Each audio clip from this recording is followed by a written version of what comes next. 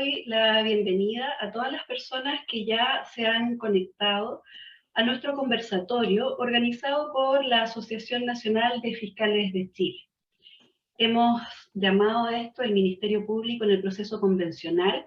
Hoy día tenemos el agrado de compartir con dos grandes expositores, la profesora Joana Esquia, quien es profesora de Derecho Procesal Penal, Litigación y Resolución Alterna de Conflictos de la Universidad Alberto Hurtado, como asimismo el profesor Mauricio Duche, quien es profesor titular de la Facultad de Derecho de la Universidad Diego Portales. Quiero comentarles el formato que vamos a tener hoy día en nuestro conversatorio. Vamos a comenzar con ambos profesores con un tiempo aproximado de 20 a 25 minutos cada uno. Luego de ello tendrán 5 a 10 minutos de réplica y a continuación vamos a escuchar las preguntas o leer, digo, las preguntas que ustedes nos hagan a través del chat. Por lo tanto, en la medida que los profesores vayan exponiendo, pueden escribir sus preguntas y las vamos a formular a continuación.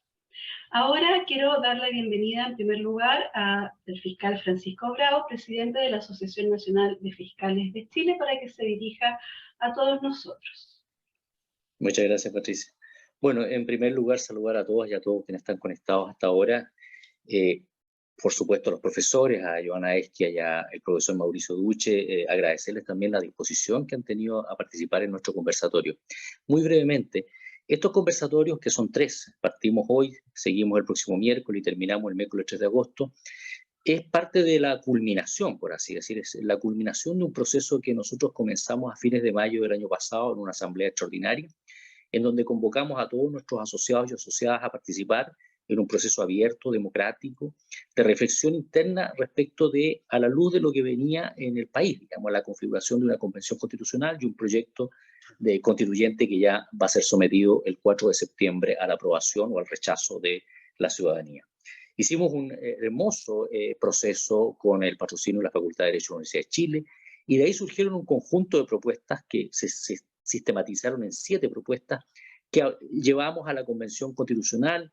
El directorio generó un equipo constituyente que habló con más de 90 convencionales, con cerca de 95 convencionales, y les entregamos nuestra propuesta con una mirada republicana, democrática, y la verdad es que estamos muy contentos ahora de terminar ese proceso con estos 3 conversatorios y con grandes invitados, personas que son expertas, conocedores de lo que ha sido y es el Ministerio Público, y también para que nos comenten, nos den sus apreciaciones respecto de lo que hoy hay en el borrador, bueno, ya no el borrador, digamos, ya la propuesta constituyente que va a ser sometida a plebiscito el 4 de septiembre. Así que solo agradecerles a nuestros asociados, por supuesto, al público en general que está conectado y a los profesores que hoy día nos acompañan. Y a Patricia también, que modera este foro y que permanentemente ha estado participando en todo este tipo de actividades de la asociación. Así que muchas gracias.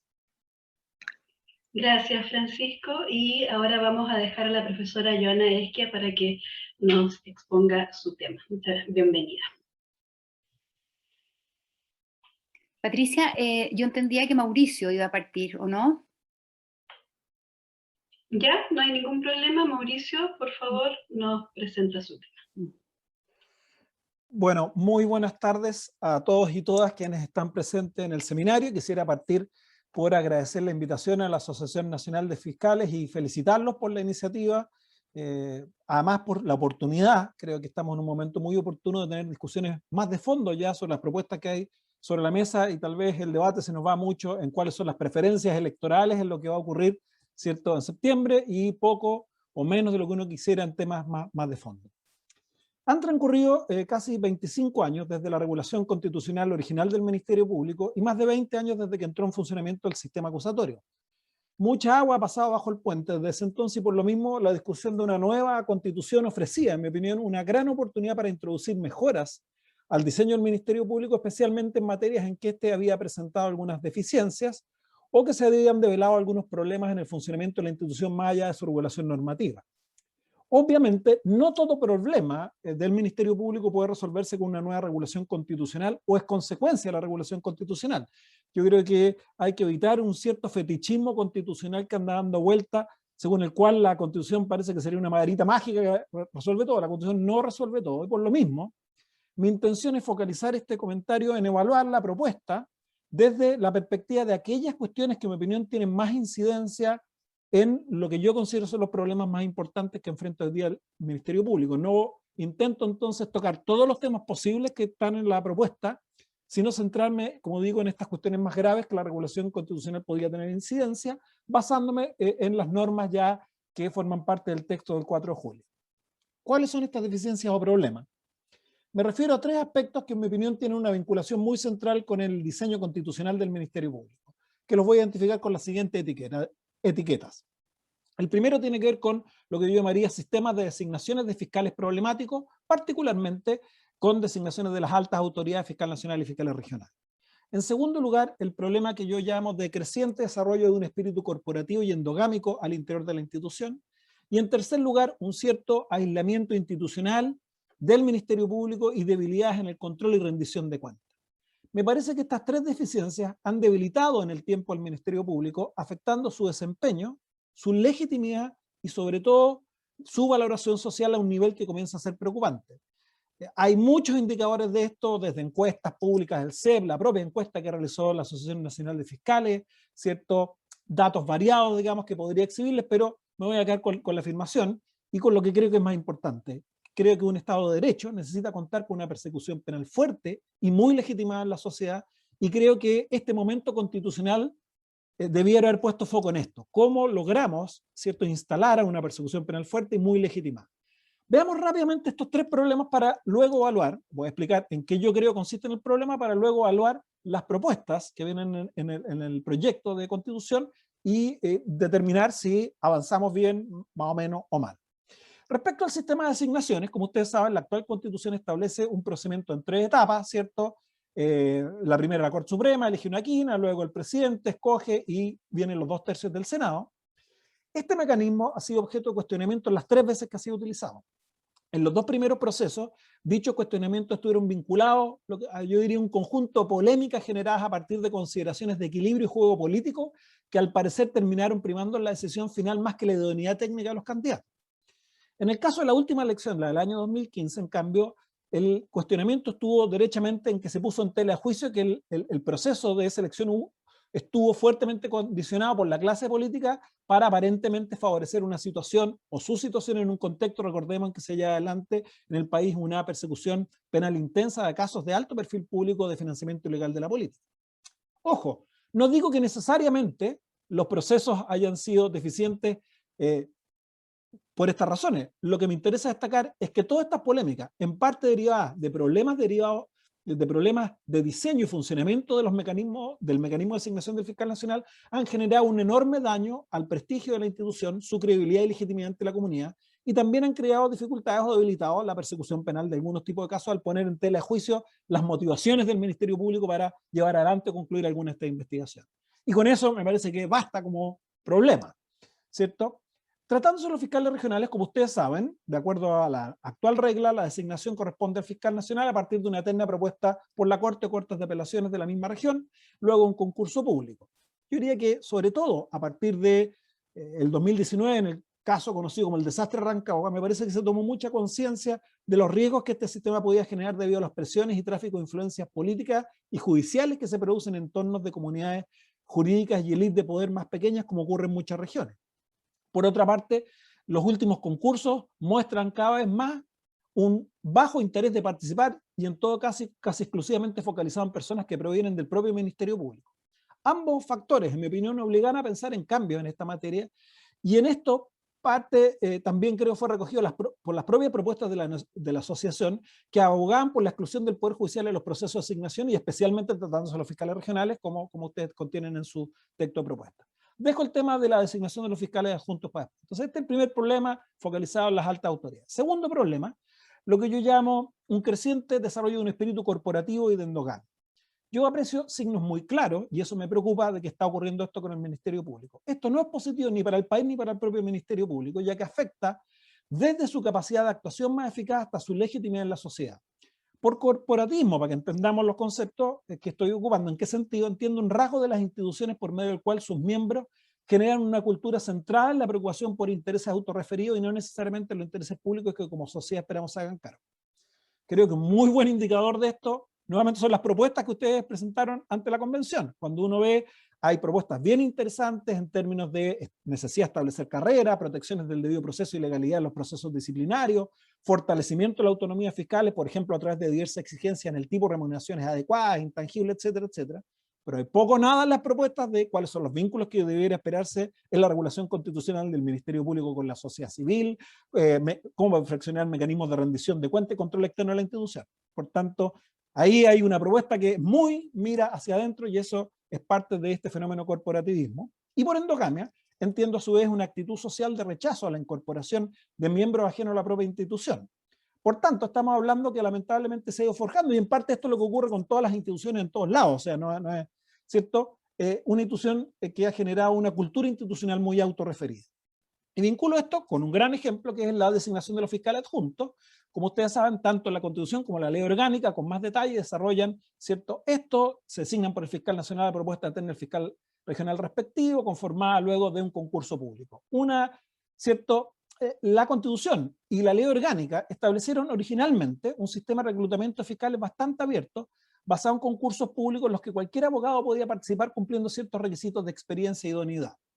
Detrás de este diseño se planteaba la idea de que resultaba conveniente que el cargo de fiscal adjunto estuviera definido por una cierta flexibilidad en el ingreso y egreso, alejándose así de una noción de carrera para toda la vida como la que existe tratándose de los jueces, al requerir el rol del fiscal de un dinamismo más cercano al que podría tener en algún sentido un abogado litigante que al tipo de cultura institucional que en cambio se desarrolla en los ámbitos judiciales caracterizados mucho más por la pasividad y estabilidad.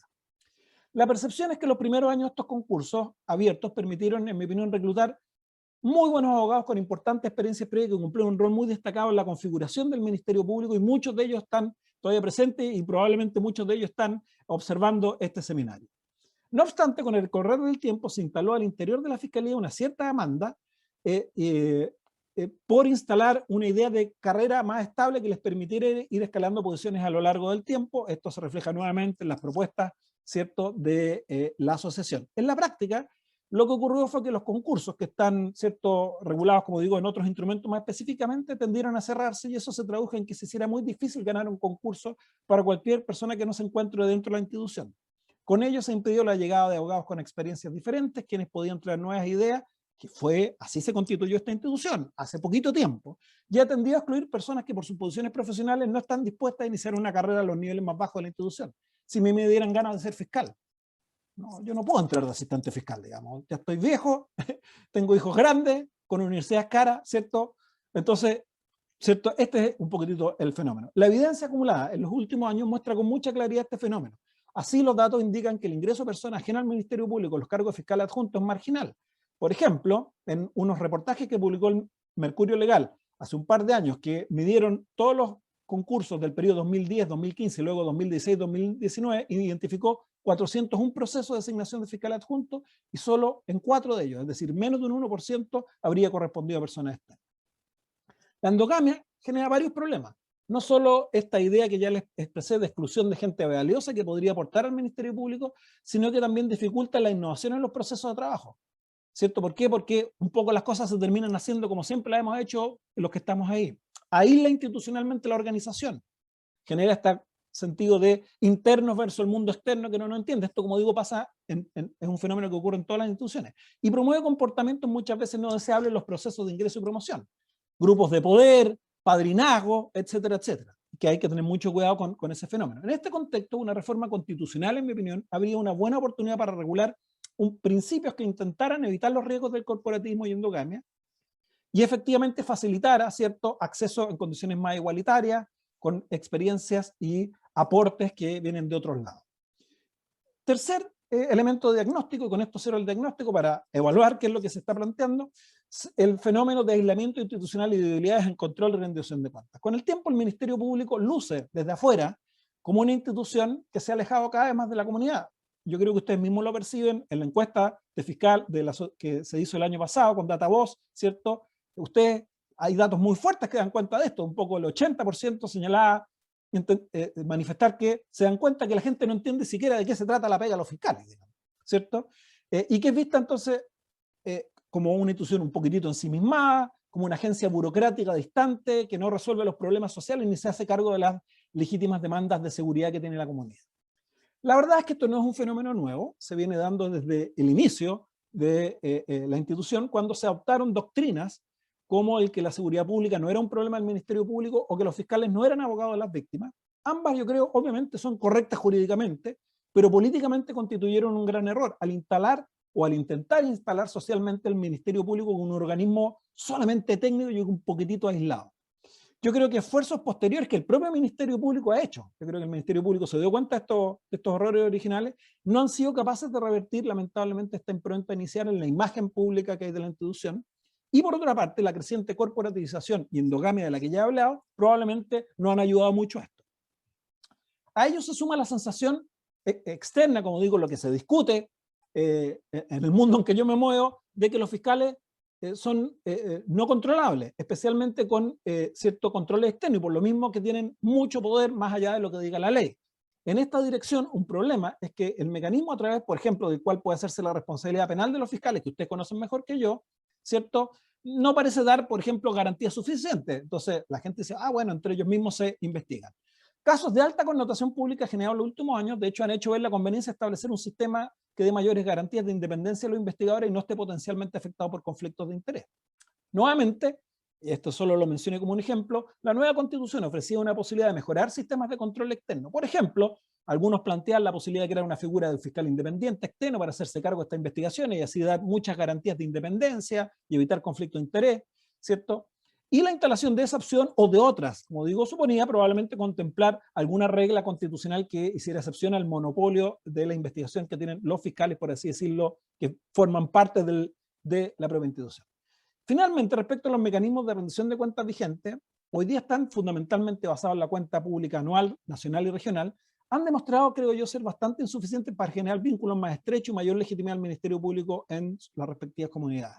La nueva Constitución, por tanto, nuevamente ofrecía una oportunidad para perfeccionar e innovar en esta materia a través de distintas alternativas. Por ejemplo, establecer algún tipo de mecanismo de participación de la sociedad civil en la validación de políticas de la política de persecución penal o en el desarrollo de los planes estratégicos tipo consejo externo. Mucha institucionalidad pública hoy día tiene este tipo de consejo y podemos pensar tal vez en forma más efectiva e innovadora o regular mayores deberes de transparencia a nivel nacional y local. Ok, ¿qué contiene la propuesta? Lamentablemente, yo creo que probablemente vamos a tener aquí los presentes gran acuerdo en este punto. El debate constitucional a nivel de la Comisión de Sistemas de Justicia invirtió mucho tiempo en una propuesta que, lejos de hacerse cargo adecuadamente de estos problemas, introducía modificaciones muy significativas al modelo de gobierno, gestión y persecución penal del Ministerio Público que podían constituir un serio retroceso y a la vez amplificar varios de los problemas actuales. El buque insignia, recordemos, de estas modificaciones era la eliminación de la figura del fiscal nacional y su reemplazo por una dirección institucional a cargo de un consejo. Afortunadamente, creo yo, el Pleno de la Convención rechazó esta propuesta y finalmente se volvió una lógica de estructuración del Ministerio Público relativamente similar a la actual. En efecto, las definiciones básicas vigentes se mantienen en la propuesta: un organismo autónomo y jerarquizado, lo mismo que sus tres funciones básicas que hoy día están en la Constitución.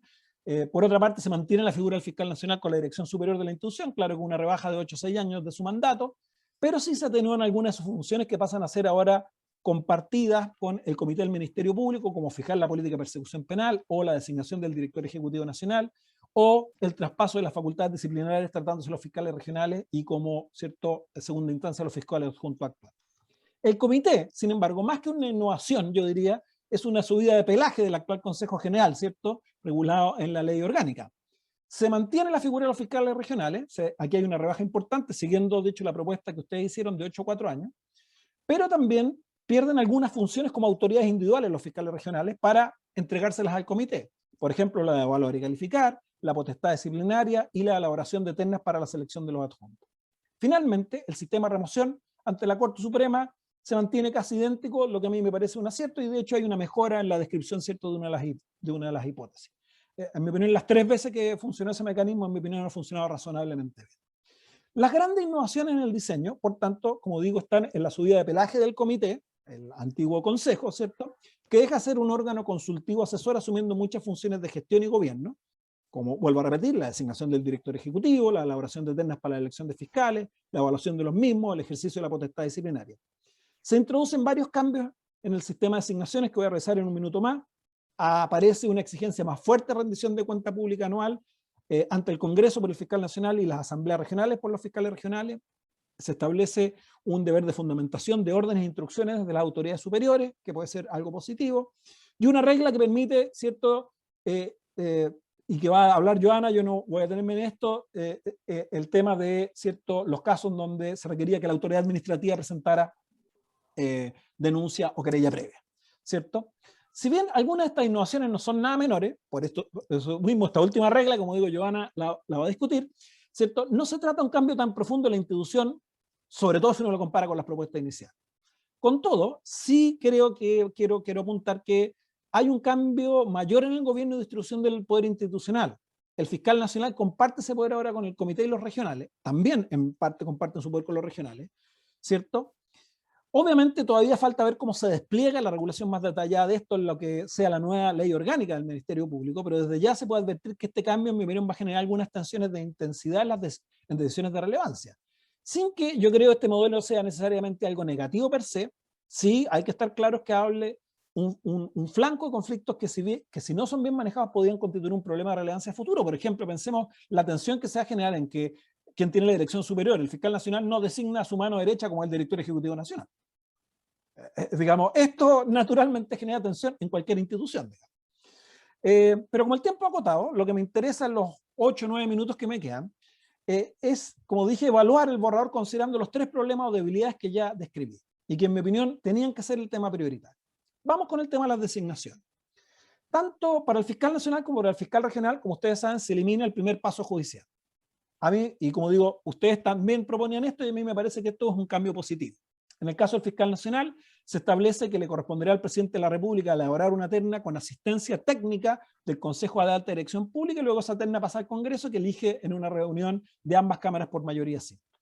En el caso de los fiscales regionales, la terna la elabora la Asamblea Regional, lo que también me parece bastante interesante en este esfuerzo de darle una mayor legitimidad democrática y local, ¿cierto?, a la institución, y luego, ¿cierto?, elige el fiscal nacional.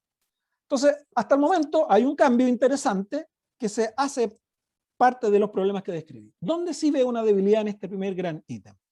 La experiencia demuestra que estos procesos se juegan no solo en quien participa y toma la decisión, sino que muy fuertemente también en la manera en que se llevan adelante los procedimientos. Por lo mismo, en mi opinión, deberían existir reglas más estrictas respecto a la transparencia de los mismos, la justificación de las decisiones que adoptan los distintos órganos que toman decisiones, prohibiciones explícitas al acceso privado, al lobby o a reuniones entre candidatos y personas que intervienen en órganos de decisión. Debiera regularse espacios reales de exposición pública a los candidatos y la posibilidad de ser interrogados por quienes toman la decisión y por otro actor, incluyendo la sociedad civil. Y finalmente, reglas mucho más estrictas de inhabilidad en la votación del Congreso y la Asamblea de personas potencialmente afectadas por la decisión. Por ejemplo, los que se encuentran bajo una investigación penal. Hoy día han votado, gente que está bajo investigaciones penales ha votado, ¿cierto?, por las autoridades institucionales. Todos estos aspectos han sido problemáticos en la elección hasta la fecha, no son problemas teóricos que yo estoy inventando. En cada una de estas cuestiones que les digo ha sido parte de los cuestionamientos que han minado la legitimidad, ¿cierto?, de estas decisiones. Todo esto, como digo, ahora, no me parece posible, obviamente, que la Constitución regule en detalle cada una de estas materias, las que deberían ser objeto de la regulación legal. Con todo, en mi opinión, debiera haberse perfilado en el texto fundamental algunos principios básicos que orienten luego al legislador. El borrador no aborda, o la propuesta no aborda adecuadamente esto, y expone a estos procesos a que repitan vicios similares a los actuales. Por ejemplo, como digo, si bien creo que, o sea, por cierto, como digo, la ley orgánica podrá superar algunos de estos defectos, esto supone que el legislador y la autoridad política manifiesten una enorme voluntad de autocercenarse facultades y discrecionalidad en elecciones que para ellos son extremadamente sensibles. Entonces, como la Constitución no pone un marco más fijo, estamos descansando en que la ley orgánica ahora, el legislador va a decir, sí, en realidad en la elección me voy a poner más reglas de límites, inhabilidad, etcétera, etcétera. ¿Cierto? En la asamblea, ¿cierto? Vamos a hacer esto. O el propio presidente promueve, ¿cierto? Cuando, bueno, ellos son los que van a participar en esta decisión y por tanto cualquiera de estas reglas significa decir, tengo menos espacio discrecional para una elección que puede resultarme interesante.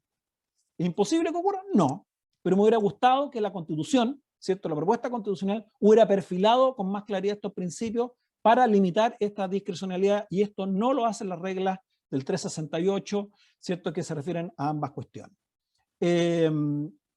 Sé que tratándose de los fiscales adjuntos, Espérense, ahí me perdí en mi minuta. le puse demasiado color y me perdí. Tratándose de los fiscales adjuntos,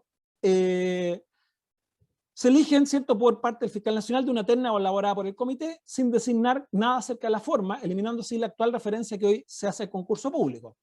Yo sé que el concurso público es un procedimiento engorroso y caro para muchos casos, y por otra parte no ha impedido problemas como la endogamia que ya describí, pero sí me parece que constituye una señal interesante de la posibilidad de que hubiera una competencia abierta que me parece sana, pero voy a volver sobre esto con un poco más de detalle. La completa falta de principios constitucionales que pauten estos procesos, como digo, me parece un riesgo, y me parece que estos riesgos no están cubiertos, no están por las normas generales, por ejemplo, en el capítulo 5 sobre buen gobierno y función pública, o en el capítulo 7 sobre poder legislativo, la norma que regula las designaciones, ¿cierto?, que hace el poder legislativo. Establecen principios demasiado generales que no se hacen cargo de estos problemas que sabemos han ocurrido. Vamos al segundo problema. Por tanto, hay normas interesantes, pero hay un vacío que podría ser revertir estas normas si es que no tenemos mucha claridad en la regulación legal. Tratándose del corporativismo y endogamia, me parece que hay retrocesos más evidentes. Las pocas reglas constitucionales relevantes para este punto, en mi opinión, van a reforzar estos fenómenos más que limitarlos. 3 son las reglas que les pongo sobre la mesa para discutir. La primera, el 366.3, que establece un sistema de promoción y ascenso que garantice una carrera que permita fomentar la excelencia técnica y la acumulación de experiencia de la función. En el papel yo creo que no suena tan mal y obedece una demanda antigua, ¿cierto?, de la propia asociación de contar con una carrera fiscal. Pero yo creo que en la práctica esto se va a jugar finalmente en cómo se entenderá y luego regulará esta carrera.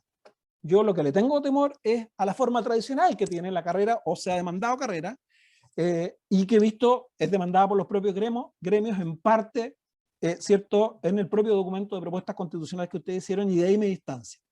Entendía como una carrera estática, en que solo el tiempo es el factor central, ¿cierto?, que estoy asegurado, no me parece algo atractivo, sin perjuicio que obviamente yo reconozco que hay elementos de lo que uno podría llamar carrera que son valiosos a ser considerados y que ser recogidos en cualquier institución. Creo que en la instalación actual de la ley orgánica y en el discurso que yo he visto al interior del Ministerio Público, una visión muy tradicional de la carrera precisamente es lo que ha llevado a la endogamia del corporativismo. Y la redacción de la regla constitucional lamentablemente da pie para creer que esta visión se va a imponer al establecer como idea central de la carrera la acumulación de la experiencia como un aspecto básico de la misma, lo que apunta naturalmente a que solo los internos son los que debieran ascender.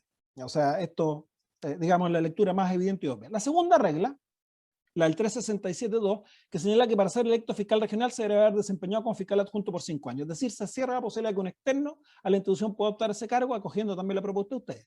En la práctica es verdad, cada vez eran menos y casi sin posibilidades reales de ganar. Pero con esto ya se cierra definitivamente esa posibilidad y el Ministerio Público pierde una opción importante para tener una mirada más diversa y aporte valioso a gente que viene de otros lados. Finalmente, les recuerdo la regla del 370 que no menciona la necesidad de los concursos públicos para la selección de fiscales adjuntos, en la que, dependiendo cómo se regule la ley, podría dar aún mucho más discrecionalidad para la selección de candidatos que, como ya señalé, en los últimos años son solo internos. ¿Cierto? La sumatoria de estas tres reglas... Sí, estoy en tiempo. Sí, falta poquito, pero estamos casi. Sí, y me queda poquito también. La sumatoria de estas 3 reglas reflejan un espíritu de la propuesta que privilegia una cierta lógica corporativa y gremial, y yo creo que se desaprovechó, por tanto, una oportunidad de abrir un poco a la institución, como digo, que es un problema para reinstalar socialmente el Ministerio Público. Finalmente, como queda muy poco tiempo, muy rápido, el elemento institucional y debilidades en el control y rendición de cuentas, también me parece que los avances son menores o modestos. Aprecio 2 reglas que podrían tener un impacto positivo, sí.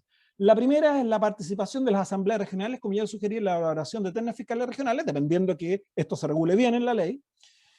Y luego, la regla de rendición de cuentas anual ante el Congreso y las asambleas regionales puede ser un perfeccionamiento tal vez de la rendición de cuentas actual.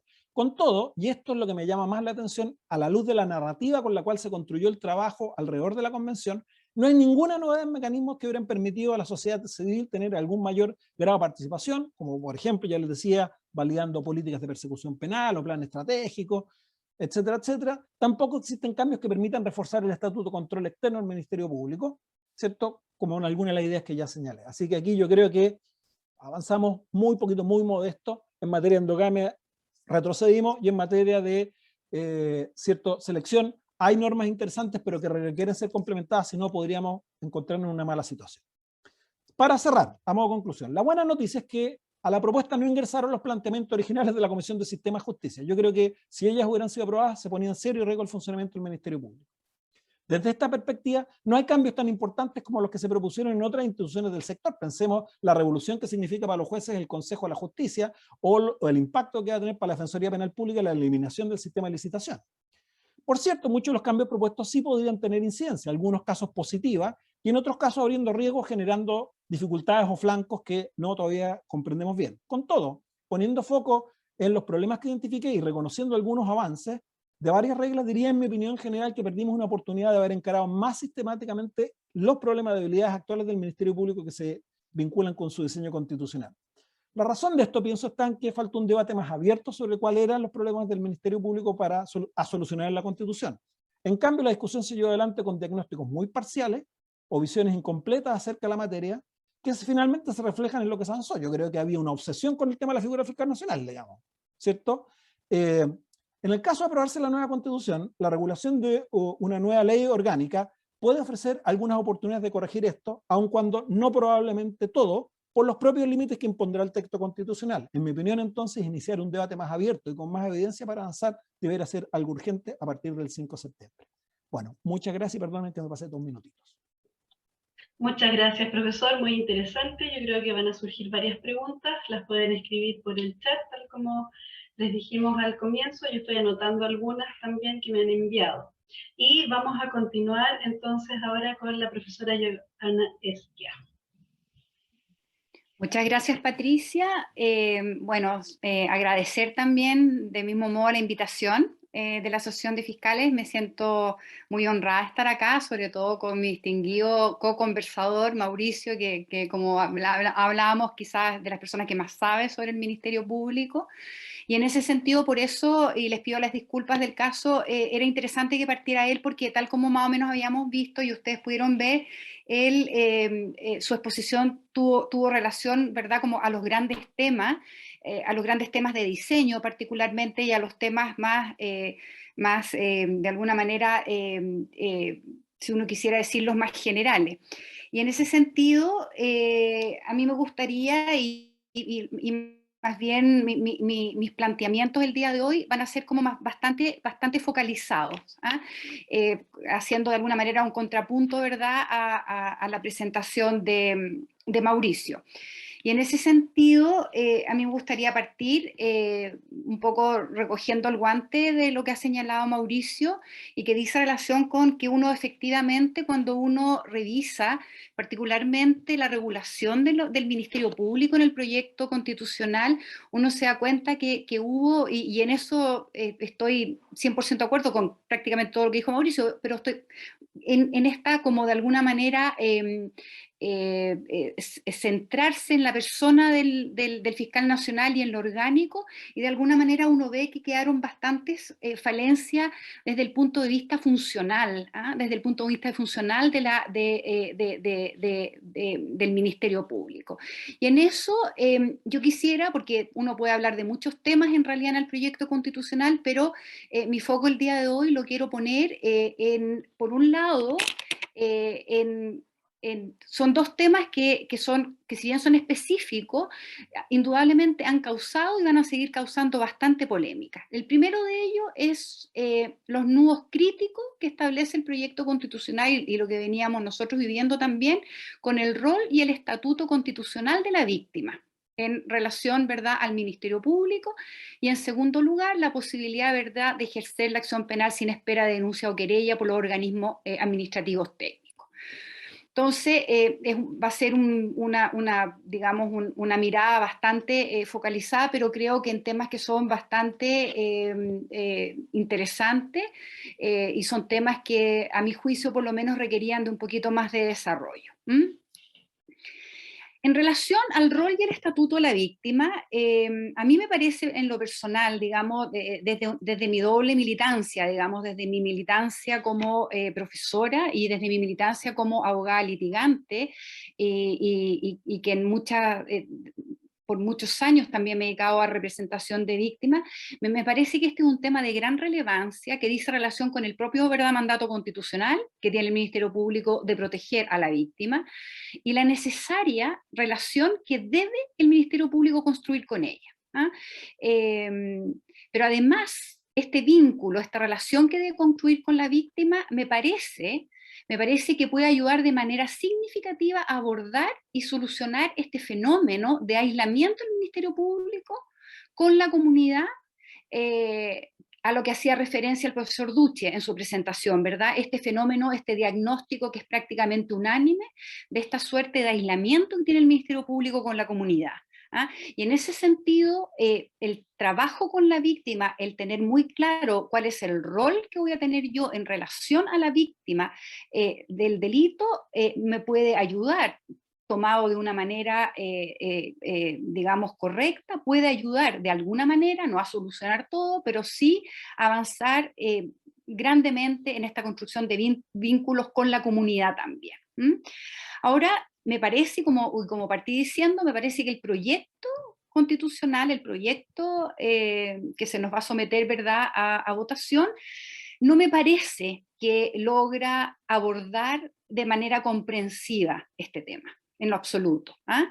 Y de hecho me parece que con la estructura propuesta se mantienen las mismas deficiencias que en definitiva han impedido la correcta diferenciación de roles entre el Ministerio Público y la víctima y el querellante, ¿verdad?, generando conflictos no resueltos. Y me parece que no logra preguntarse en profundidad, ni menos responder el proyecto, cuál era el rol que le queremos asignar a la víctima y dónde vamos a poner estos límites. ¿Ah? Eso es un tema que me parece que, y lo vamos a ir viendo con el desarrollo, me parece que no se aborda, no hubo una reflexión mayor en relación a este punto. De hecho, y lamentablemente a mi juicio, por lo menos, el proyecto de nueva constitución mantuvo exactamente, con un cambio de palabra, digamos, en vez de víctima ofendido, digamos, es la única diferenciación, mantuvo exactamente la misma redacción del artículo 83, inciso segundo de la Constitución actual, disponiendo a su vez en el artículo 365, número 5, que la víctima del delito y las demás personas que determine la ley podrán ejercer igualmente la acción penal. Es decir, tenemos una redacción que en la Constitución del 80 hablaba de ofendido, en esta habla de víctima, sabemos que en estricto rigor es un sinónimo, ¿verdad? Nos permite o replica esta norma de decir que la víctima del delito podrá ejercer la acción penal. Es una lástima porque yo creo que todos sabemos, digamos, que es esta redacción que ha sido tremendamente conflictiva, es una redacción que ha dado lugar y ha permitido a que la jurisprudencia, y particularmente la jurisprudencia del Tribunal Constitucional, se confunda los roles y no se haga distingo entre los derechos de las víctimas y las facultades del propio Ministerio Público. Así, por ejemplo, acá podríamos hablar toda la tarde de las distintas sentencias que ha emitido el Tribunal Constitucional más o menos en este mismo sentido. El Tribunal Constitucional, de manera bastante consistente, ha permitido actuaciones de la víctima y del querellante que nunca estuvieron pensados como posibles dentro del diseño del sistema. Lo que en definitiva ha sido fuente y va a seguir siendo fuente de distorsiones del sistema muy importantes. Por ejemplo, la ya clásica, ¿verdad?, sentencia número 815-07 del Tribunal Constitucional señala que por aplicación del artículo 83, inciso segundo, misma regla que replica el proyecto de constitución, señala que habiendo querella, y esta ha sido declarada admisible por el órgano jurisdiccional, se debe colegir que se tiene derecho a que el Ministerio Público formalice la investigación para poder llegar así a juicio penal, lo que se corresponde, ¿verdad?, como contenido del derecho fundamental de la víctima al proceso o a la tutela judicial. Entonces, en el fondo, a partir, ¿verdad?, de esta forma de desarrollar la norma o de parafrasear la norma, el Tribunal Constitucional en no una, sino que en muchas oportunidades ha interpretado entonces que esto no significa solo el hecho de presentar una querella, es decir, poder, ¿verdad?, dar comienzo o presentar una denuncia, es decir, dar comienzo a un proceso penal, sino que esto tiene un contenido mucho más allá, incluso mucho más allá que lo que establece la norma legal, el Código Procesal Penal y otras normas que podemos encontrar por allá, señalando que, y confundiendo, digamos, esto con un derecho a la tutela judicial y el derecho a llegar al juicio. Entonces la víctima del delito tendría así, y en virtud de este artículo constitucional, un derecho fundamental, un derecho constitucional a la investigación y al juicio penal. Una idea similar a esta, y en base a esta interpretación del derecho al proceso penal de la víctima, y también fundado en el artículo 83, inciso segundo, la sentencia, ¿verdad?, del Tribunal Constitucional 1542-09, señala que si bien la formalización es un trámite esencial del nuevo proceso penal y su ejercicio responde a una facultad discrecional del Ministerio Público, esta no puede ser concebida en una dimensión omnímoda, que solo el fiscal pueda decidir si la materializa o no, ya que el propio Código Procesal Penal ha consagrado la posibilidad para el querellante de inducir dicha formalización, haciendo entonces una interpretación províctima del artículo 186, ¿verdad?, del Código Procesal Penal, señalando que esto también, de alguna manera, le permite inducir la formalización. Lo mismo y en el mismo sentido se establece en bastantes otras sentencias, a modo ejemplar la 1484 del 2009. Otras sentencias, esto no es una exposición de la jurisprudencia del Tribunal Constitucional, pero sí quiero mostrar las, digamos, profundas distorsiones que de alguna manera esta norma ya desde el año 2006-2007 venía en el fondo introduciendo al sistema. Hay sentencias del Tribunal Constitucional que han declarado entonces inaplicable el artículo 230 del Código Procesal Penal, esto es la norma, ¿verdad?, del Código Procesal Penal que le entrega, ¿verdad?, la oportunidad, quien decide el momento y la oportunidad de presentar la formalización el Ministerio Público.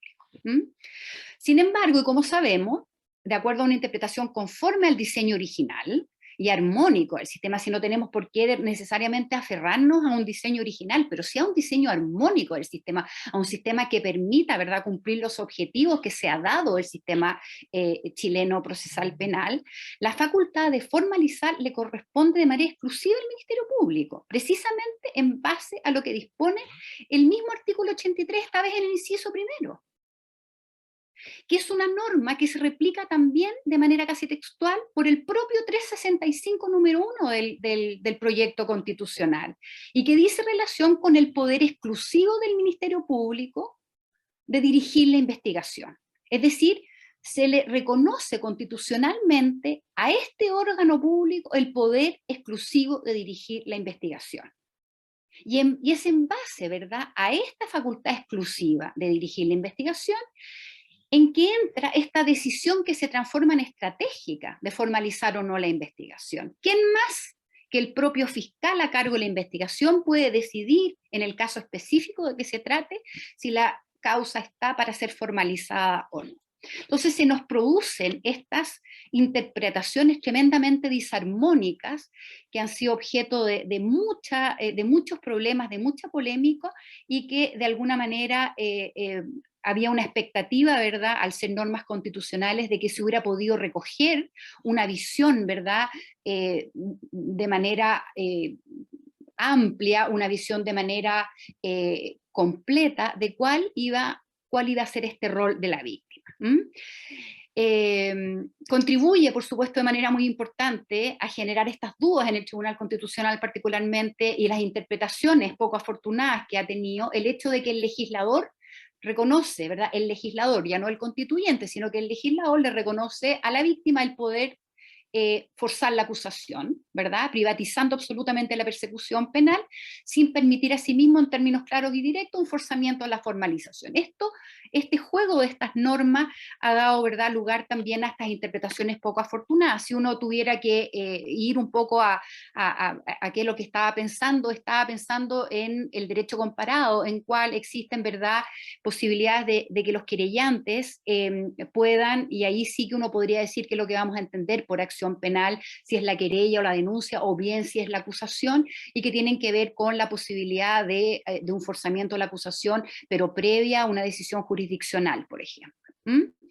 Entonces, la doctrina, que no ha sido particularmente abundante en relación a este punto en nuestro medio, la verdad es que hay bien poca doctrina, bien poca, hay poco desarrollo doctrinario respecto a tu punto, ha señalado, intentando explicar estas digamos, contradicciones, que en realidad es producto, esta interpretación, de una confusión entre lo que es la norma constitucional, como veníamos diciendo, y lo que es meramente legal, ¿verdad? Que en definitiva, la norma constitucional, ¿verdad?, es el límite, en el fondo es el piso, y que le va a permitir otorgar, ¿verdad?, ciertas atribuciones a la víctima, intentando conciliar entonces la norma constitucional con las normas legales y las interpretaciones. Y como les digo, esta confusión no fue corregida, no nos va a permitir tener una mayor claridad respecto al rol procesal que le queremos y le debemos asignar a la víctima, para precisamente no entrar en confusiones y precisamente poder, ¿verdad?, construir un vínculo sano, fuerte, con la víctima y con el querellante, para los efectos de ojalá un desarrollo armónico de las investigaciones, y también de este deber, ¿verdad?, constitucional de la protección en el sentido amplio. Existían, por ejemplo, uno pudiera buscar soluciones, ¿verdad? Como les decía, podríamos haber dicho, en realidad, tal y como tenemos nosotros la norma, quizás nos va a interesar mutar hacia un querellante adhesivo. Esto es, por ejemplo, lo que yo les decía, la posibilidad de forzar, ya por la vía judicial, la presentación de la acusación por parte del Ministerio Público, habiendo entonces una suerte de control judicial del mérito de una investigación para acusar o no. Sin embargo, nada de esto se dijo, y mantuvimos un statu quo que no le ha hecho bien al sistema. Y en relación a este tema, y a este punto preciso, y a modo de cierre, quisiera decir que también es tan poco claro el rol que le asignamos realmente al querellante, que ha llevado a otro tipo de distorsiones que han sido muy importantes, y que no vienen en lo absoluto solucionados, pero podemos pensar que se pudieran solucionar, ¿verdad?, a nivel legal. Pero había la necesidad de esta reflexión en torno al rol de la víctima. Por ejemplo, la multiplicidad de querellantes que obran sin mandatario común, distorsionando gravemente la igualdad de armas, por ejemplo. O bien, y un tema que da para una discusión para otro momento, el tema de los querellantes masivos, que les llamo yo.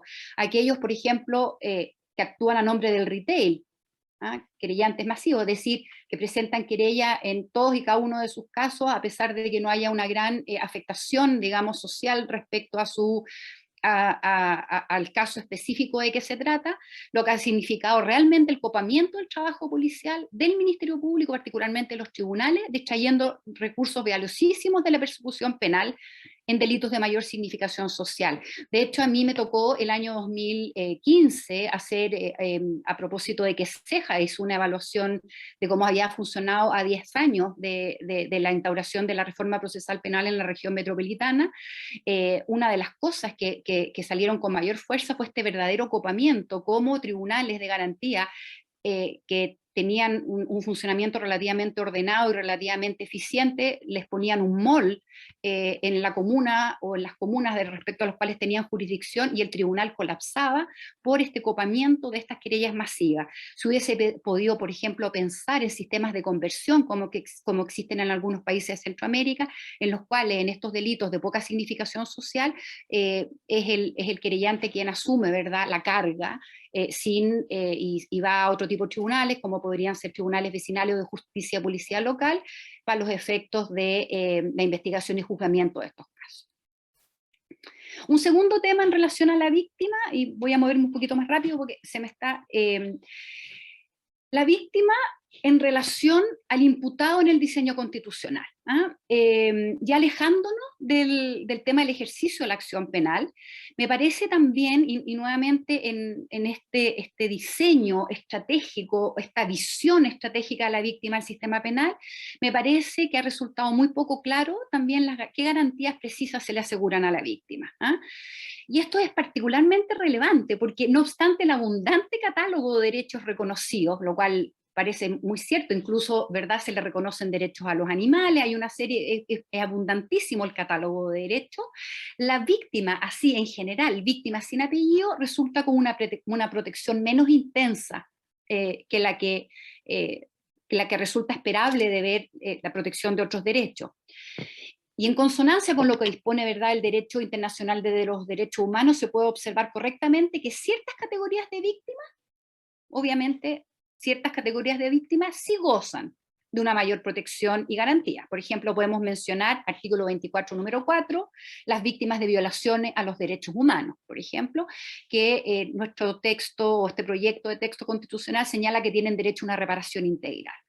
Luego, el artículo 27, número 2, cuando habla de las víctimas de violencia de género, también habla, ¿verdad?, de brindar atención, protección y reparación integral a las víctimas, considerando que están en una situación de especial vulnerabilidad, ¿verdad?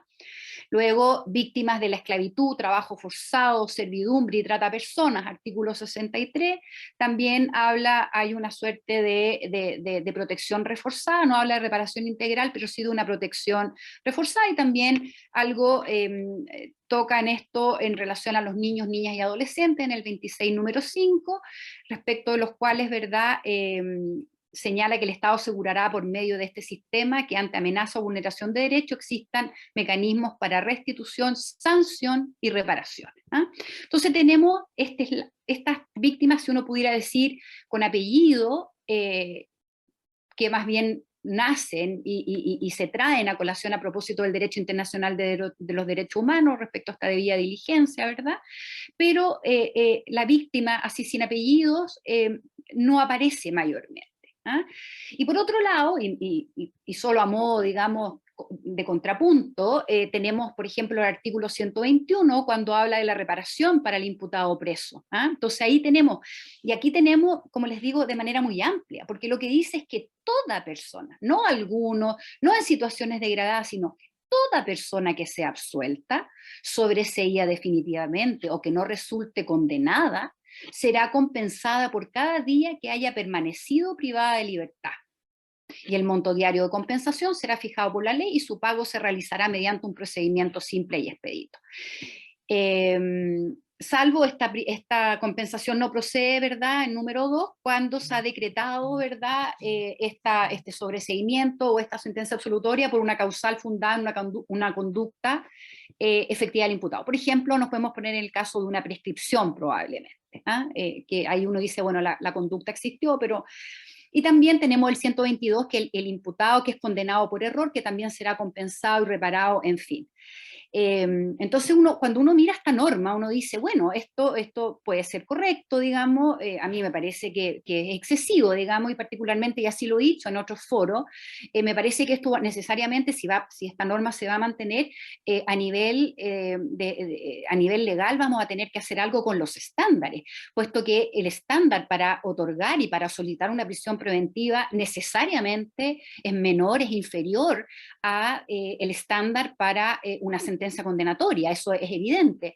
Entonces, en ese sentido, cuando dice por cada día, ¿verdad?, que haya permanecido privada de libertad, y uno podría entender que quizás al comienzo del proceso, con los antecedentes que hace momento se tenían, etcétera, etcétera, se superaba más allá de que sabemos que aquí hay un exceso de prisiones preventivas, más allá de eso, teníamos el estándar suficiente para decretar esa prisión preventiva, pero no obstante, si es absuelto, va a ser necesariamente reparado por cada día que pasó privado de libertad. Entonces, en ese sentido, y desde una perspectiva de derechos, se echa en falta un abordaje más integral a los derechos de las víctimas.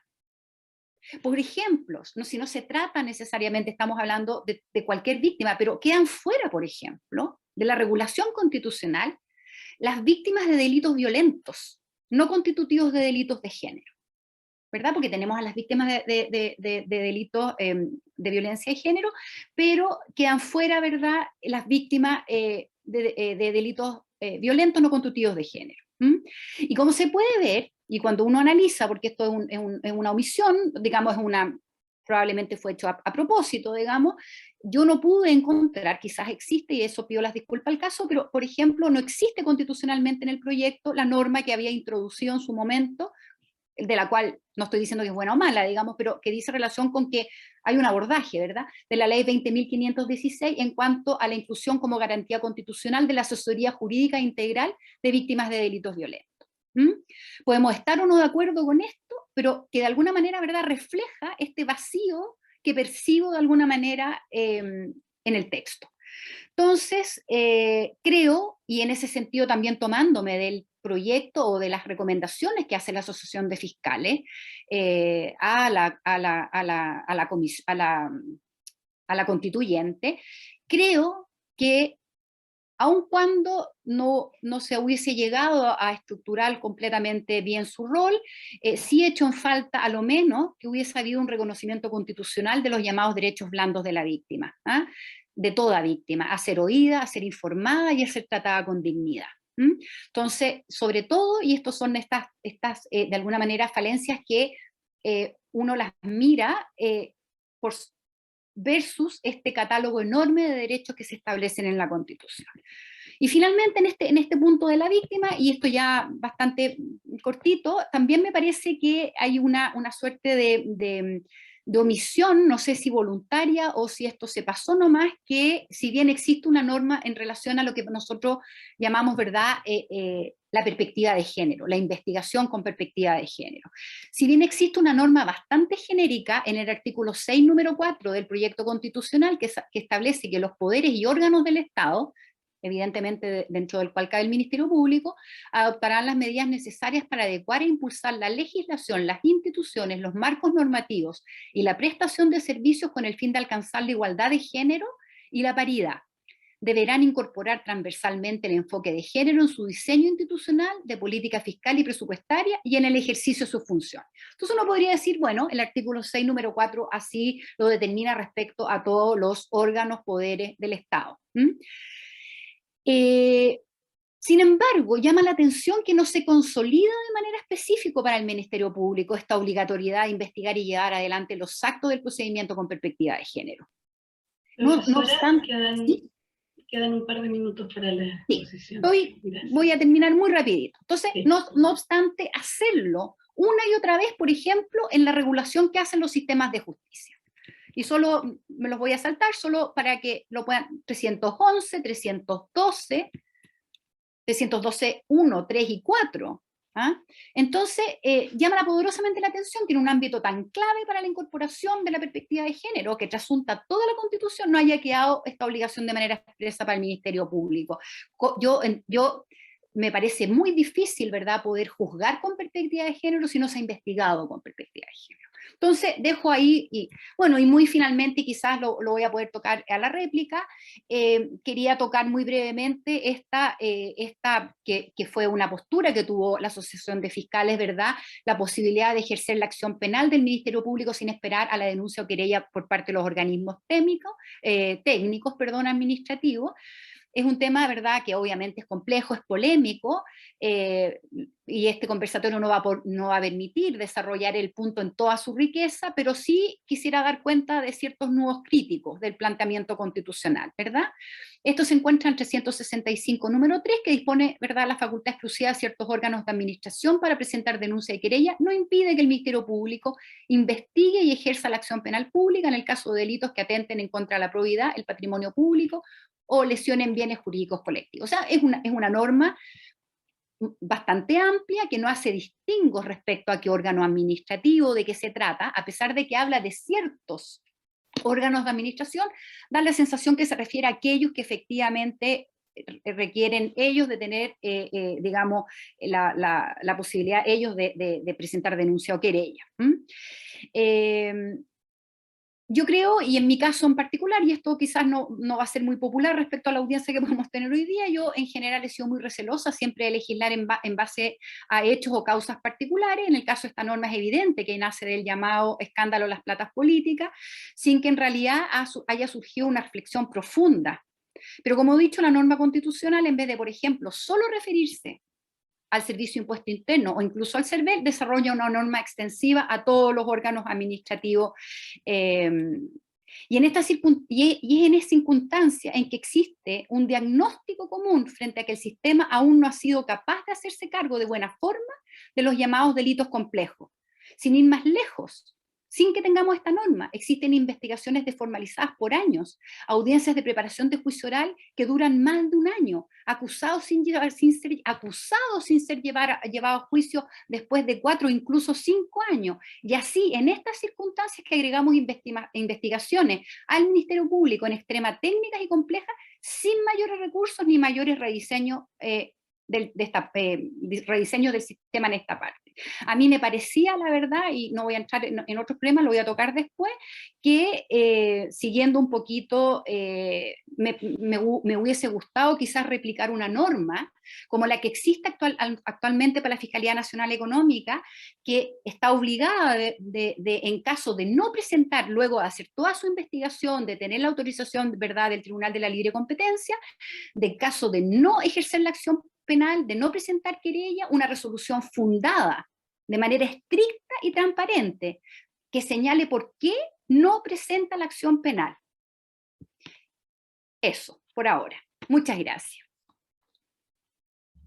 Muchas gracias, profesora. Ya tenemos algunas preguntas, pero tal como habíamos señalado, vamos a hacer una réplica de 5, máximo 10 minutos por profesor, y luego yo les voy a leer las preguntas que se han formulado, que también están en el chat, y algunas que tenemos por fuera. Profesor Mauricio Duque. Sí, lo mío va a ser muy breve, ya que me pasé un par de minutos. Solo voy a ocupar un par de minutos, porque no tengo grandes discrepancias, pero sí voy a hacer un par de puntualizaciones de cosas que podrían ser objeto de más debate. En relación a los derechos de las víctimas, más allá de donde se ponga, constitucional, legal, claro, efectivamente lo que yo creo, un poco tú describes, ocurre cuando uno regula en muchos lados, después cuando no regulas en uno, dices, bueno, entonces lo quisieron dejar sin derechos. O sea, ese es un problema técnica legislativa que en general hay en la propuesta, en términos de que en algunos lados se mencionan en detalle cosas y en otros no. Entonces, por exclusión uno dice no le quisieron dar. Y eso uno dice es más o menos ilógico, ¿cierto? Ahora, más allá de este problema, efectivamente, el punto que quería poner es que, en mi opinión, lo que debería resguardarse muy fuertemente son el conjunto de derechos de la víctima vinculados a su participación, información, ser escuchada, etcétera, etcétera. Yo veo con mucho escepticismo, y en parte por el primer problema que tú identificaste, los derechos vinculados a fortalecimiento de la asistencia jurídica. Porque lo que hacen los abogados es como lo que hacen los maestros con los martillos, martillan. El abogado sabe querellarse y ejercer la acción. Y ahí hay un problema. Y además, cuando uno analiza la evidencia empírica disponible en Chile, e incluso las propias opiniones de las víctimas, cuando la ENUSC medía eso, el tema de la asistencia jurídica del abogado aparece no como una cuestión principal. Entonces ahí ese es un punto que quería poner, tal vez estamos de acuerdo. Y solo lo menciono porque no deberíamos gastar un minuto en esto, porque creo que no es el tema. Yo tengo una discrepancia también en la interpretación que tú tienes de la regla del artículo 21, que está regulado a propósito de las acciones constitucionales, del tema de la reparación por las prisiones preventivas. Lo que yo creo que está haciendo esa norma es un avance correcto a la luz de cómo se viene desarrollando el tema del derecho comparado, que es ese tema, desvincularlo de la norma del error, que es la otra que históricamente hemos tenido, precisamente por el mismo tema que tú dices, porque las decisiones que se toman para prisión preventiva preliminares muchas veces se hacen con poca evidencia y con estándares bajos, y por tanto tú tienes que sacar la idea del error de la ecuación, y más bien este tema se está empezando a trabajar masivamente en el derecho comparado, incluso a nivel constitucional en varios países europeos, como un problema del sacrificio especial indemnizable, que es una categoría, ¿cierto?, desarrollada hace décadas en el derecho administrativo. Pero en fin, no discutamos de eso, que no tiene nada que ver con el Ministerio Público, pero bueno, para decir algo en los 2 minutos que tenía. Muchas gracias. ¿Joana? Sí, la verdad es que yo también, solamente haciendo un punto respecto que en realidad no tiene nada que ver, pero yo también estoy de acuerdo. No quiero que se haya entendido lo que yo señalé en el sentido de no pensar que hay casos muy graves de prisiones preventivas, particularmente aquellas prolongadas, que no deben ser indemnizadas, ¿ah? Particularmente cuando existen, ¿verdad?, tomadas digamos, con poca evidencia, etcétera, etcétera. Pero a mí me parece que esta norma es excesiva. Eso es lo que quise decir, es decir, en todo caso, o sea, es una cosa que tú dices, o sea, cada vez que hay una persona que resulta absuelta y que estuvo en prisión preventiva, de jure, digamos, constitucionalmente, ni siquiera legalmente, procede el derecho a indemnizarla, ¿te fijas? Entonces, en ese sentido, pero efectivamente nos estamos yendo un poquito fuera de foco. Yo en relación a todo lo expuesto por Mauricio, la verdad es que, porque esto se trata de una réplica, la verdad es que estoy en un 99,999% en lo que él ha señalado, por no decir un 100%. Me parece que el diagnóstico que hace Mauricio en todos los puntos es así de efectivo. A mí me parecía que era particularmente en lo que tiene que ver con los nombramientos y lo que tiene que ver con la rendición de cuentas, ¿ah? No puede un órgano autónomo constitucional que ejerce funciones de la envergadura que tiene el Ministerio Público, particularmente el fiscal nacional, que tiene a su cargo, ¿verdad?, en el fondo el desarrollo, ahora lo va a tener junto con un consejo si se aprueba, el desarrollo de la política de persecución criminal, se baste una rendición de cuentas que se hace, digamos, que pocos escuchan y que básicamente son los intervinientes del sistema que escuchamos, ¿verdad? Entonces, esta suerte de rendir cuenta, de accountability a la comunidad, a la sociedad, todo, me parece que era muy oportuno haber podido corregir por ahí, y lo mismo el tema del nombramiento, ¿verdad? Que un comité técnico especializado pudiera ayudar a buscar nombre. En fin, estoy 100% de acuerdo, creo que esto es un tema que teníamos que avanzar, ojalá, hacia legitimar frente a los ojos de la comunidad el rol del Ministerio Público, y creo que es poco lo que se logra, ¿ah? Es casi nulo, diría yo, en ese sentido. Y respecto a lo último que estaba hablando Mauricio, yo estoy absolutamente de acuerdo contigo también, Mauricio, en el sentido que, y por eso yo echaba en falta eso, creo que no era tan difícil, yo no estoy, al revés, estoy por limitar las facultades, digamos, por decirlas, procesales duras de las víctimas. Creo que distorsionan mucho el sistema, creo que entorpecen el sistema, creo que desayudan a las víctimas incluso en muchas ocasiones. Pero sí creo que haber consagrado constitucionalmente estos derechos blandos que son tan importantes y que son los que buscan las víctimas en definitiva, que es ser oídas, pero ser oídas, ser tratadas con dignidad, ¿verdad? Ser tratadas con dignidad interseccionalmente, ¿verdad? Que tenga que, o sea, que hay víctimas que requieren de una mirada distinta a la víctima que yo tengo al lado, a ser tratadas con la dignidad necesaria, a la participación en cada una de las etapas, cuando están sobre todo en crisis vitales, y eso, como te digo, a mí me parece que se omitió y creo que hubiese sido un avance enorme, enorme. Eso.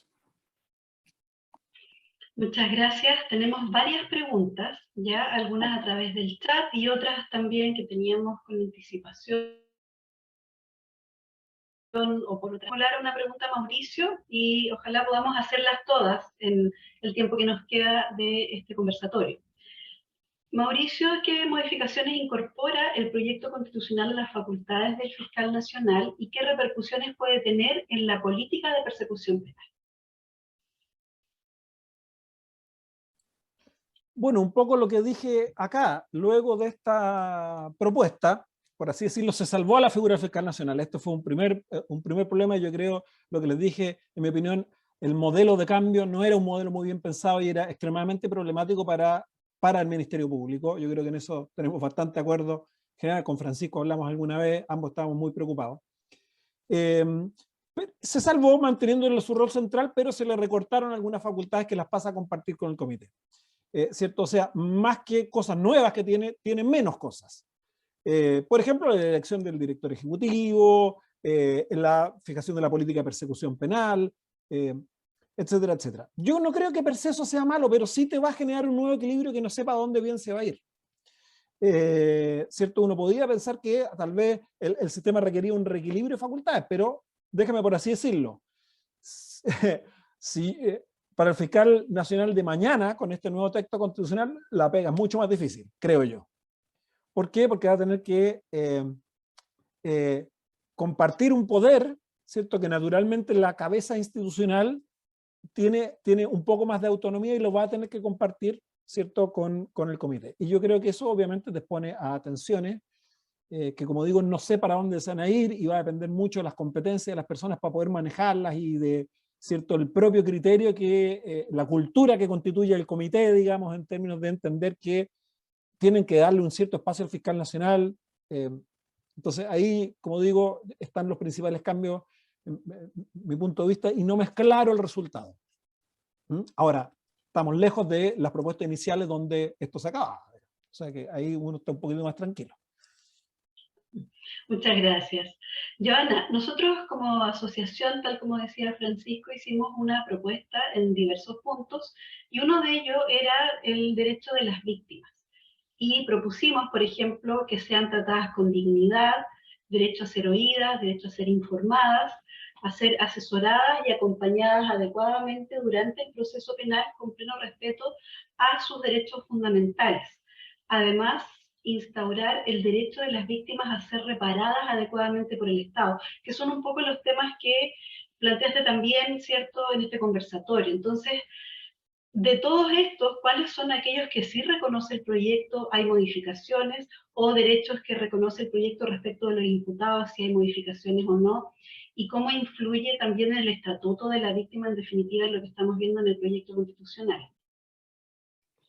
Sí, yo vi el tema. Mira, como les decía, particularmente lo que tiene que ver con un estatuto así general de la víctima, la verdad es que no aparece. ¿Ah? Como les decía yo, existen estas víctimas de alguna manera calificadas correctamente. Te insisto, o sea, esto vienen y son obligaciones internacionales del Estado de Chile, ¿verdad? De las víctimas de derechos humanos, las víctimas de violencia de género, las víctimas niños y adolescentes, en fin, o sea, hay un deber internacional en tratados, ¿verdad?, que habla incluso no de debidamente reparado, sino que hablan de reparación integral, o sea, la verdad que es un sueño, pero porque sabemos que la reparación integral, a mí por lo menos, para mí es una quimera, pero tenemos, ¿verdad?, un estándar de avanzar hacia eso. Respecto, como te digo, a lo otro, a mí me parece que no se dijo nada muy particularmente. Efectivamente, como veía una pregunta de la Jimena Chong ahí, existe, ¿verdad?, este servicio integral, pero no se habla particularmente porque en el fondo, pienso yo, el foco que estoy mirando yo es el Ministerio Público, ¿ah? Más allá que otros servicios que puedan venir a ayudar, entes externos. Entonces, y también veía una pregunta respecto a alguien, decía, bueno, ¿y qué rol los abogados asistentes, etcétera? Bueno, de lo que yo hablo es que muchas veces, y te lo digo también por experiencia personal, digamos, las víctimas requieren del propio Ministerio Público, y estoy hablando de esto, no solo de víctimas y testigos que hacen muchas veces un rol realmente muy extraordinario, muy profesional, pero que sea también desde la persona, digamos, que los recibe en el Ministerio Público, a la fiscal o el fiscal, al abogado asistente, este trato digno, este tiempo, este derecho a ser informado, a ser oído, pero con tiempo, porque uno de repente la carta, ¿ah? O de repente, pero ¿por qué? ¿Ah? Entonces, dar un poquito de tiempo y este trato de dignidad tiene que ver con eso, y eso yo no lo veo como que se haya establecido como una garantía, y creo que son cosas, uno lo ve, fíjate, por ejemplo, me ha pasado que me ha tocado ir a hacer tanto litigar como también ir a acompañar el proceso con la nueva ley de entrevista video grabada, como y particularmente estoy pensando en la séptima región, en la región del Maule, cómo la mera capacitación que se ha hecho a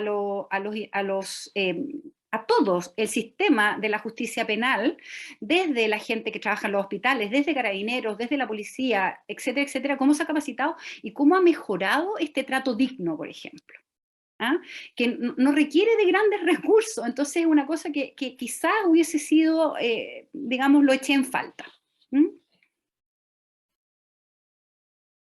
Muchas gracias. Yo solamente quiero señalar respecto de esto que nosotros también tenemos causas con víctimas sin imputados. Y creemos también que deben tener este derecho a reparación o trato digno, no solamente aquellos casos que se judicializan, porque recordemos que hay un gran porcentaje de casos, ¿cierto?, que las víctimas son afectadas por los delitos, por la ocurrencia de estos, pero no se pueden aclarar desde el punto de vista penal, pero sí el derecho a una reparación, a un trato digno está presente también. Y bueno, sigo con Mauricio, voy a leer las preguntas que están en el chat, que Joana leyó algunas, pero igual las vamos a ir señalando. Acá Jaime Retamal pregunta, estimado Mauricio, en relación con aislamiento institucional, a tu juicio, ¿cuánta responsabilidad puede existir en la falta de comprensión de la función del Ministerio Público por la comunidad en una débil estrategia comunicacional, por ejemplo, ausencia de voceros relevantes, falta de transparencia de políticas de persecución, falta de participación en debates relevantes, etc.? Entonces, seguimos con esa pregunta. Muchas gracias, Jaime, por la pregunta. Muy buena pregunta. Yo creo que estoy completamente de acuerdo con lo que tú señalas. Es un factor crítico en donde uno ve que podría haber mejoras significativas. Y de hecho, cierto, parece que es una opinión bastante compartida por ustedes, porque si tomo la encuesta esta que hicieron con DataVoz en marzo del 2021, en donde respondieron 380 fiscales, yo creo una muestra bastante representativa, cierto, de todo el país, un 78% estimó que era un poquitito más focalizado, que era importante la existencia de una política de comunicaciones de defensa del trabajo fiscal. Estaba focalizado en defensa, pero me parece que es extensible. Pero a su vez solo un 3% señaló conocer la existencia de una y el resto señaló o que no existe o que no sabe. Yo creo que esto es el mejor indicador de que aquí hay un vacío gigantesco y cuando hay un vacío gigantesco, ese espacio en la opinión pública lo ocupan otros actores y sabemos otros actores tienen agendas oportunistas, a veces hay errores de información y yo creo que ha sido un problema para la justicia penal en general no haber ocupado mejor un espacio comunicacional y con una política que si bien obviamente tiene que tener características propias para cada institución, también tiene que ser a la vez una política que sea leal para con el sistema. Lo que a veces uno ve también es que el sistema es bien poco leal consigo mismo y uno sale pelando a los otros. Todas las razones, siempre las derrotas se culpan al otro, entonces también la comunidad a veces percibe que se echan la culpa entre ellos y también eso genera problemas. Entonces, pero volviendo al supuesto básico, y le quise agregar un dato empírico, ¿cierto? Estoy completamente de acuerdo y creo que este es uno de los temas que uno dice, aquí podría haber mejoras significativas que el Ministerio Público está, o debiera estar en condiciones de abordarlo, ¿no? Muchas gracias. Me salto a la subsiguiente para la profesora Esquia, después sigo con la de Jorge. La que hizo Jimena, ¿cómo impacta en el trato del Estado a las víctimas la consagración del derecho al acceso a la justicia y a la tutela judicial efectiva, artículo 108.1, y frente a las funciones del Servicio Integral de Acceso a la Justicia, artículo 103? Profesora. Gracias, Patricia. Gracias, Jimena. Un poco en la misma línea de lo que yo ya he señalado, ¿te fijas? O sea, lo que pasa o lo que suele pasar, digamos, es que cuando hablamos la consagración, ¿verdad?, de esta derecho a acceso a la justicia, ¿verdad?, y a la tutela judicial efectiva, que de alguna manera también es una norma que existía, digamos, de hecho, pero se diluye, habla del Estado, ¿verdad? Se habla entonces, y lo mismo, el Servicio Integral de Acceso a la Justicia. Mi foco es que muchas veces, más allá de que hayan terceros o de que hayan otras personas que van a poder responder, existe, o sea, no hay nada más cercano a esa crisis vital que vive una víctima, particularmente cuando estamos hablando de delitos de un impacto mediano a grave, que el fiscal de la causa, que es quien en verdad se ve como la persona que está como intentando de alguna manera solucionar su caso. Entonces, a veces esta como dilución de responsabilidades o existencia digamos, de otros agentes que pueden, ¿verdad? Como podría ser el Servicio Integral de Acceso a la Justicia, yo me quiero focalizar en que en el fondo me parece que hay un deber del Ministerio Público, y ahí, y de hecho uno puede recurrir, ¿verdad? Y no solo al Ministerio Público, cuando yo estoy hablando del sistema penal en general, pero particularmente respecto a las investigaciones, este deber de no revictimizar. Y hay una serie, ¿verdad? Hay una serie de sentencias de la Corte Interamericana que hablan de esta obligación, ¿verdad? Que tiene quien tiene a cargo la investigación, para los efectos, ¿verdad?, de evitar una revictimización. ¿Cómo evito yo esa revictimización? Bueno, siendo cuidadoso, pero también a través de este trato digno, a través de esta escucha, a través de esta participación. Por ejemplo, está este caso que se me olvida en este minuto, que es contra Nicaragua, de 2 niñitas, particularmente una que es violada por su padre, y que ella pide no ser sometida al... aparte de todas las revictimizaciones a la que fue sometida, ella pide no ser sometida a este examen gineco forense, digamos, que además se lo estaba haciendo un hombre en condiciones absolutamente indignas, y se la hacen igual, en fin, y está esta condena contra el Estado de Nicaragua, y cuando habla que es quien está a cargo de la investigación, ¿verdad? Entonces, yo quería focalizar que el Ministerio Público tiene este deber particular, como Ministerio Público, a uno de los integrantes del Ministerio Público, de este trato digno, de esta participar. Entonces, en ese sentido me parece que es un avance, por supuesto. No puedo no decir que esto no es un avance, pero creo que lo hubiese complementado con un mandato específico constitucional para el Ministerio Público. Muchas gracias. La siguiente pregunta de Jorge Vitar dice: hola Mauricio, ¿qué opinas del avance civilizatorio del artículo 354.2 para que la Contraloría General de la República pueda fiscalizar los actos del Ministerio Público? Estaba revisando la norma porque... Sí, pero, hola Jorge, ¿qué tal? Muy buena pregunta, porque claro, es una norma que pasa medio submarineada. A ver, parto con una cuestión general, porque probablemente los alcances más detallados de esta norma exceden mis competencias y tendríamos que preguntarle a un administrativista bien qué es lo que puede significar. Pero yo creo que esta norma refleja un poco un punto que hice en términos de cómo algunas reglas dieron cuenta de una visión muy sesgada o parcial en el diseño institucional, que es que se le tenía buena a algunas cosas y mal a otras. Y una de las cosas que se le tenía buena, claramente uno ve en este texto constitucional, es a la Contraloría, o particularmente tal vez al Contralor, con buenas razones, puede ser, yo no tengo problema con eso. Pero la Contraloría, de las pocas instituciones que salió ganando en términos de incremento de poder, ¿cierto? Y esta norma reflejo de eso porque le pone con la cundidora, no es una norma pensada para el Ministerio Público, para quienes no la tengan fresca, dice que los órganos de administración del Estado, los gobiernos regionales y comunales, que uno diría está bien, se están creando más autonomías, tal vez habría necesidad, sobre todo porque hay muchos problemas de corrupción en ese nivel, y esto es un riesgo de, ¿cierto?, el fortalecimiento de capacidades locales de gestión. Los órganos autónomos, o sea, esto va para todos, las empresas públicas, la sociedad del Estado, bla, bla, bla, pueden ser objeto de fiscalización y auditorías de la Contraloría. Entonces uno ve que no es que le tuvieran en esta norma algo contra el Ministerio Público, sino que decidieron echarle que todo tenía que estar ahí, y ahí quedó el Ministerio Público. Ahora, luego nos dice que se van a ser objeto de fiscalización y de auditorías, pero de acuerdo a lo que regule la ley.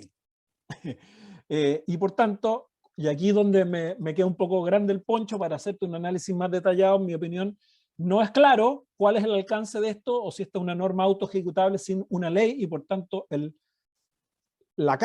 al final del día la cancha se va a jugar en lo que diga la ley, pero tal vez hay un administrativista que me diga no, ya está muy asentado, que las potestades incluyen mínimo esto, aunque no haya ley, pero ahí, como te digo, me queda grande el poncho. Obviamente, meter a la Contraloría en el control puede tener algunas ventajas, pero también sabemos los riesgos de burocratización o, ¿cierto? Lo que yo conozco, por ejemplo, yo no trabajo en una universidad pública, yo trabajo en una universidad privada, con mucha vocación pública, sí.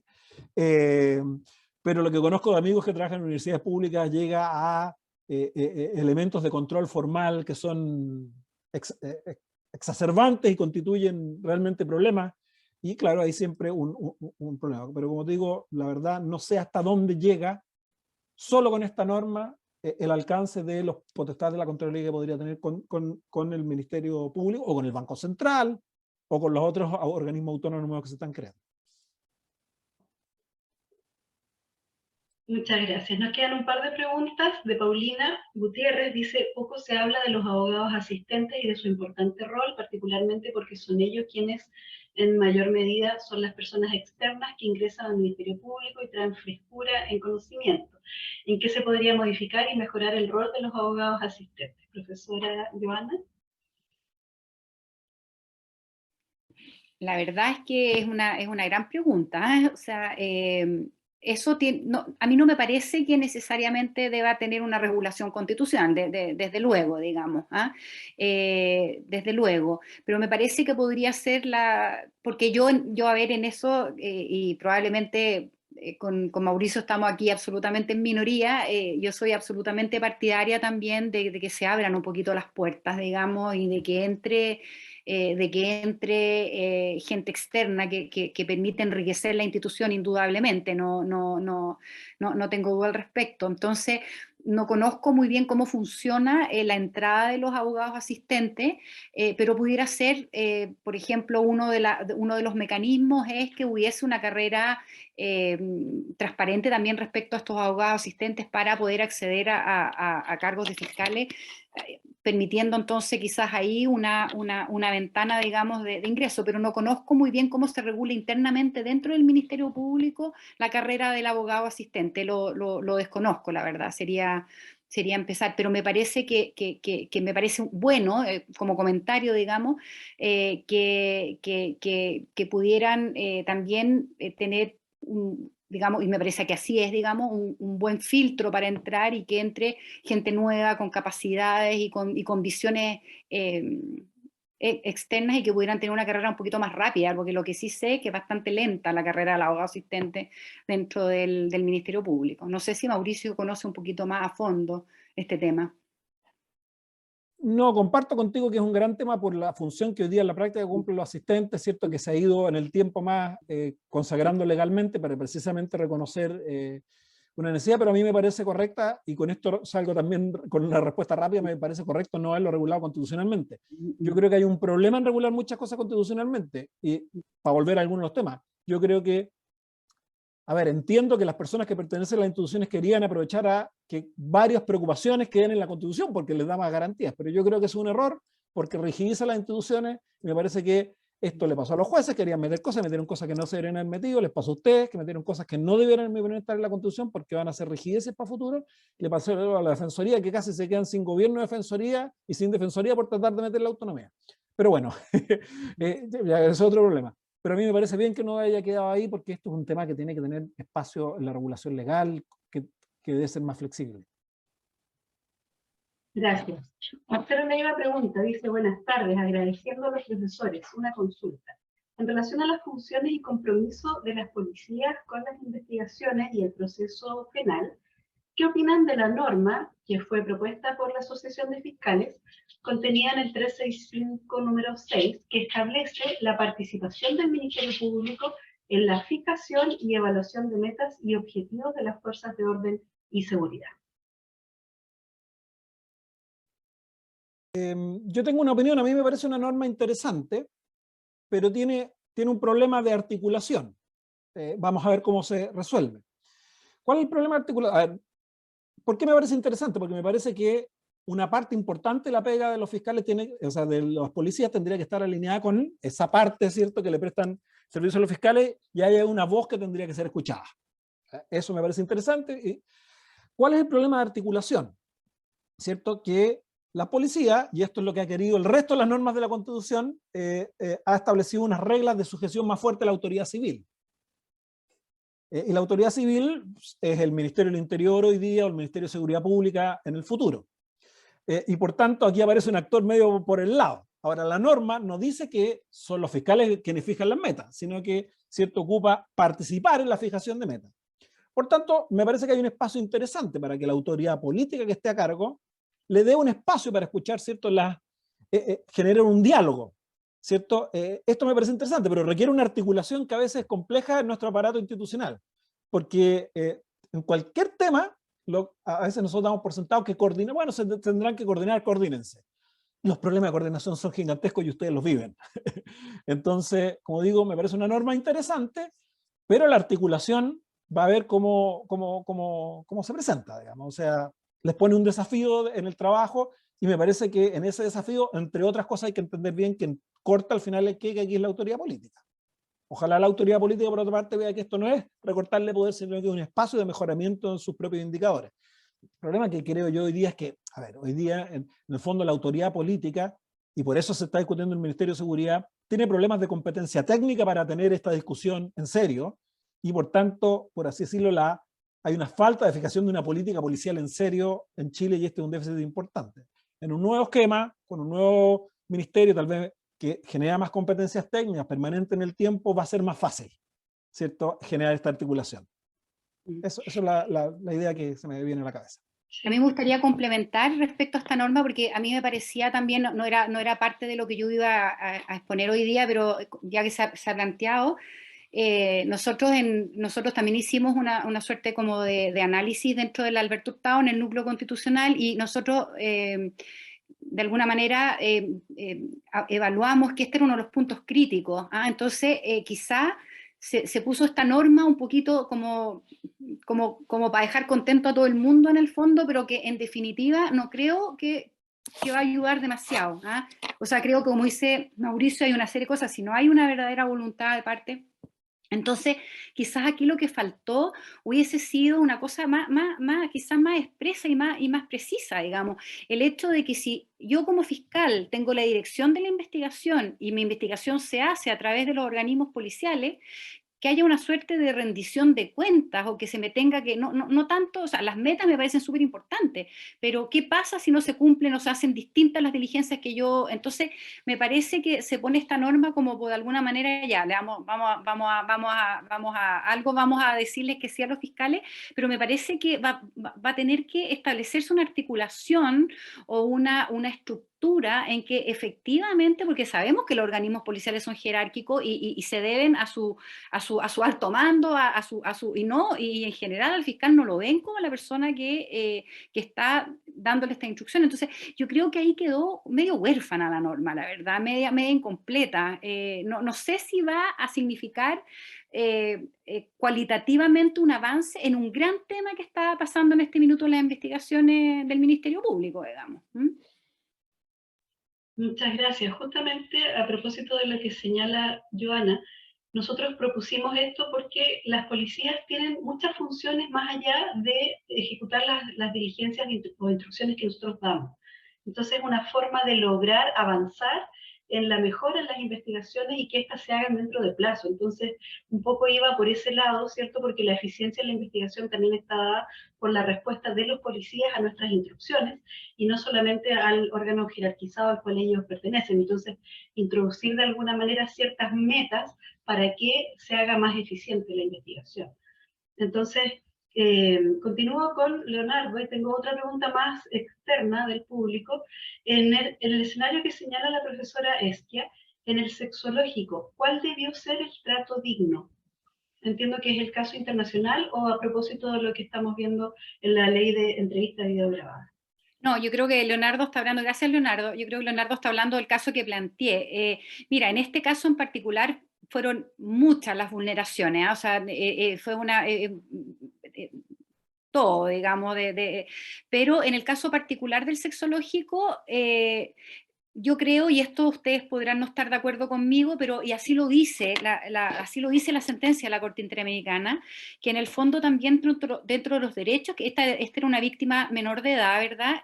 Pero una adolescente. Entonces también habla, ¿verdad?, de la autonomía progresiva, y de que de alguna manera el desarrollo de la investigación no puede pasar a cualquier costa. O sea, que ella como víctima, entonces cuando hablamos de trato digno, en este caso en particular, que además, como te digo, un caso que no es solo esto, pues esta hubiera sido la única infracción, pero hubo una serie de otras infracciones, en el fondo, contestándote directamente qué es lo que dice la Corte Interamericana, que si ella no se quería someter a este examen, había que respetarla, digamos. Ahora, quizás y como nosotros lo hemos tratado de hacer, ¿verdad?, es también elevando un poquito el nivel y los estándares para hacerse este tipo de exámenes. Si uno mira aquellos que eran fiscales de delitos sexuales hace 15 años, o sea, perdón, yo pensaba, yo cuando tenía a mi hijo, yo decía, yo no denunciaría, porque solo pensar en someterlo a este servicio médico legal, que era una cosa de... Entonces ahora no, con una mayor capacitación, con una sala especial, que puedan entrar por una parte, que puedan estar acompañados. A esta niñita no se le permitió estar acompañada en ningún minuto, no se le puso intérprete. Mira, una serie de otras vulneraciones. Pero si tú me preguntas, solo eso, el trato digno hubiese sido si ella no quería someterse, con las consecuencias procesales que pudiera tener el no someterse. Pero se habla también de esta autonomía progresiva y de esta autonomía de la víctima, no infantilizar a nuestras víctimas de violencia de género. Muchas gracias. Ojalá avancemos efectivamente en eso en relación a la nueva ley de entrevista video grabada. Y tenemos una última pregunta para terminar, y es de medios externos. Dice, ¿cómo la Fiscalía Nacional o el Fiscal Nacional y los regionales deben relacionarse con los medios de comunicación en esta propuesta constitucional, más cuando la figura del actual Fiscal Nacional fue ampliamente cuestionada? No sé si Mauricio, Joana, y de ahí termina. Es que no entiendo muy bien el alcance, o sea, de la pregunta. Tengo dudas de qué es lo que me están preguntando, pero, o sea, si es que la regulación constitucional tiene, esta propuesta constitucional tiene alguna incidencia en quiénes serían los voceros institucionales, yo creo que no, digamos. La Fiscal Nacional sigue siendo el superior, los regionales siguen teniendo un cierto liderazgo a nivel regional, o sea, no hay en esta regla algo que afecte la forma en que deberían comunicarse. Mi punto ha sido, ¿cierto?, más bien que probablemente en la actualidad hay déficit en términos de una política que cumpla adecuadamente, ¿cierto?, con esta vinculación.